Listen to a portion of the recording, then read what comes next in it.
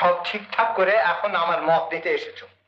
এ তোমার অন্যায় রাখ বাবা। থাক থাক, ন্যায় অন্যায় আজকের দিনে আর তোমার কাছ থেকে নাই বা শুনলাম।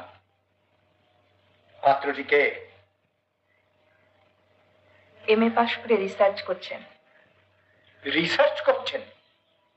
অন্য সংস্থান আছে? চাকরি বাকরি এখনো কিছু করেন না। ওই অপদার্থ বেকারটাকে তুমি চলেছো বিয়ে করতে? বলি তোমাকে খাওয়াবে কি? খাওয়াবে?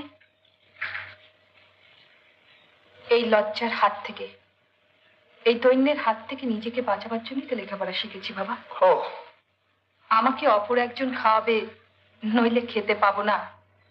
মানুষ হিসাবে এর চেয়ে দুর্বলতা আর কি আছে বাবা? বটে। তোমার ইন্দ্রাণী অকর্মণ্য নয়, আমার অন্য